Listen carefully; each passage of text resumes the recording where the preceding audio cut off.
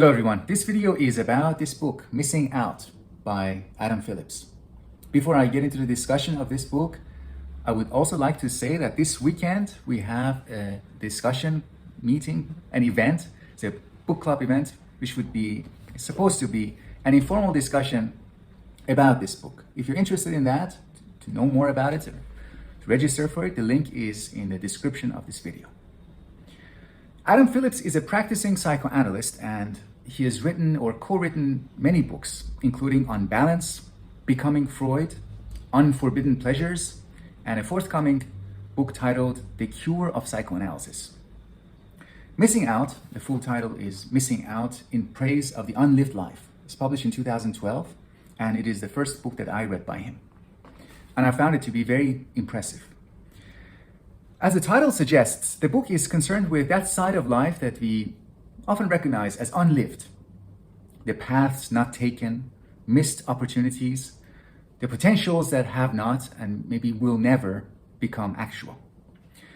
This idea, this concept of missing out, applies to a wide range of situations, including relatively mundane situations like not going to a party and then missing out on the fun that other people have in the party, all the way to the more serious and even tragic situations like having the thought or the feeling that you might be missing out on the life experience of a normal, sane, successful, respected member of a society.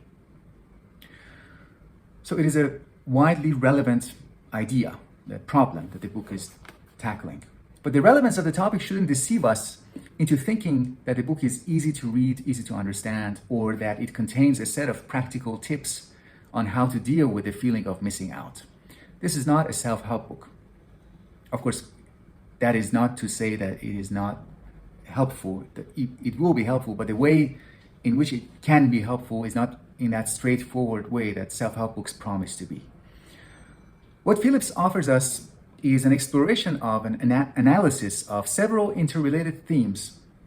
In particular, his exploration illuminates what it means to be a grown-up, a responsible adult, someone who is interested in reality, interested in being in contact with reality, including the reality of other people, the fact that other people have a reality and we depend on them sometimes they depend on us.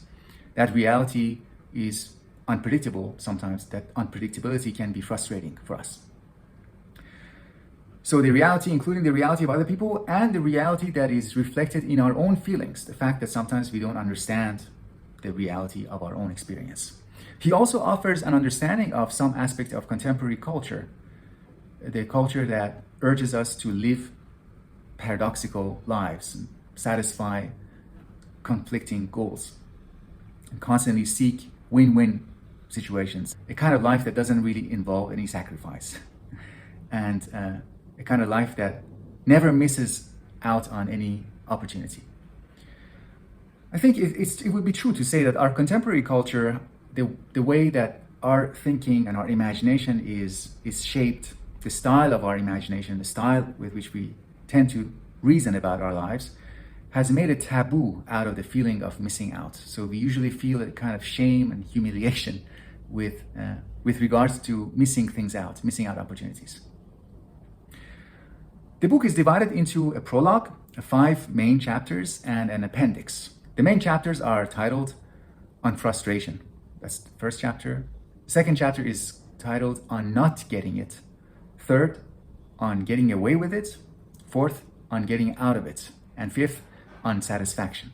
The structure of the book is circular. The way the topics are related to each other is circular. So at the end, when we reach the end of the chapter on satisfaction, it links back to the first chapter. Considering frustration, Phillips invites us to see how this feeling of frustration isn't just a demand for what we lack, but results from knowledge and a set of tacit decisions. It arises from the way we have settled matters for ourselves. So when we say, that person frustrates me, he or she could give me what I need, but they are choosing not to. So you see that there are certain things, certain kinds of knowledge that is implied in that feeling of frustration, that person is able to give me what I need, but they are maybe choosing not to do that. Similarly, we might say, this situation frustrates me. This can and should work out for me, but but it is not. The situation is not working out for me. If I'm frustrated by my friend, that implies that I am confident about what my friend can do for me. Maybe I'll be led into believing that my friend is choosing to frustrate me. Phillips reminds us, quote, "Only someone who gives you satisfaction can give you frustration," end quote. After reading his treatment of frustration, we are reminded that there is always more to frustrations than what appears to us at first, and that frustration is unavoidable insofar as we must live in the real world, that is, outside our fantasies.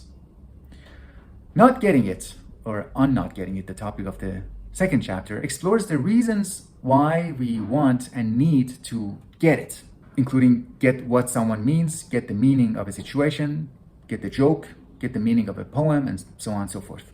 And why, after that understanding, why we might want to consider living a life in which not getting it can also, at least some of the times, become our goal.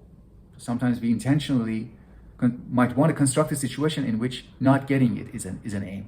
In connection to this idea, Phillips brings in Freud and psychoanalysis.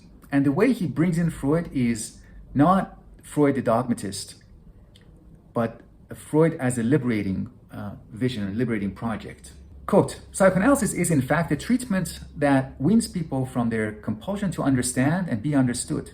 It is an after-education in not getting it, through understanding the limits of understanding. This is Freud's new version of an old project. Freud's work is best read as a long elegy for the intelligibility of our lives. We make sense of our lives in order to be free not to have to make sense." This is from the chapter on not getting it. In the third chapter on getting away with it, we read about the new morality of our age, the morality that our culture urges us to adopt or to celebrate. According to this morality, we are not supposed to take the type of responsibility that challenges the rules overtly, while also avoiding the type of responsibility that follows rules. We are encouraged to constantly find loopholes, to have our cakes and eat them too, to find how we can make an exception of ourselves, to be exceptional in the sense of getting away with things that most people are not able to get away with. The fourth chapter on getting out of it introduces us to a way of thinking and a way of reading literature that aims at getting out, a method for actively missing out on what we hate. So we recognize, by reading different things, we recognize or we remember what we hate, and we try to avoid that, to get out of that intentionally. So here the concept of missing out becomes something that we actively pursue. A related and very interesting line of thought in this chapter is about how confident we often feel about knowing what is beyond our experience. So here's an interesting quote. "Sometimes, perhaps more often than not, we think we know more about the experiences we don't have than about the experiences that we do have. Frustration being our word for the experience of not having an experience. I'm struck, for example, by how much people talk in analytic treatment about the experiences they have not had in the experiences that they have had, and how authoritatively, with what passion and conviction, they talk about what they have missed out on," end quote. This is from the chapter on getting out of it. Something to note here, you might expect Phillips, being a psychoanalyst, to use examples from his own case studies, from the experience with people who come to him for analysis. But he almost uses no examples from his experience as an analyst. That might be because he is positioning himself primarily as the analysand when he's writing. I'm inclined towards this way of thinking about his writing based on his free associating style. His style is very free, as in free association, and the way he follows images and literary fragments, jumping from one image to the next, is like being reminded of a quote by another author. The examples in the book are mostly from literature, and those are mostly from Shakespeare. So if you enjoy thinking about Shakespeare's plays, and if you enjoy reading commentaries and commentaries on commentaries about Shakespeare, especially from a psychoanalytic perspective, you'll enjoy this book. The appendix, which is titled On Acting Madness, based on a lecture Phillips gave about theater at the Brooklyn Academy of Music, can be read before or after the rest of the book. This essay, the appendix, is a fresh look at the ideas discussed in the main chapters, bringing in new ideas about performance, self-presentation, what it means to have an audience, which is quite a complicated concept. You don't normally reflect on what is involved, what is implied in that idea of having an audience, being understood by an audience, being observed by an audience.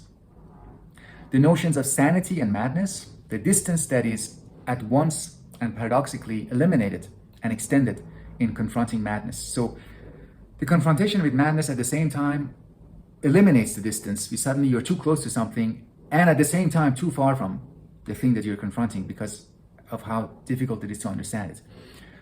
So it is an intimate, because of its intimacy, it can be uncomfortable. Even though it is a foreign experience, but it is also intimate. And the lessons, this appendix is also about the lessons we can learn from theatrical displays of madness, about the psychology of everyday life. I have read the book twice so far, and I'm not sure whether I'll read another book by Adam Phillips next or whether I'll just read this book one more time. And the third option is going to Shakespeare. I would recommend Missing Out to you if you are interested in psychoanalysis, especially if you're familiar already with Freud and Lacan to some extent. If you're not familiar with Freud, a better place to begin perhaps would be the Penguin Freud Reader, which is also edited by Adam Phillips. All right, that's all. Thank you very much for your attention. If you would like to join my Patreon reading group or support the production of these videos, please visit my Patreon page. Otherwise, I will speak with you in the next video.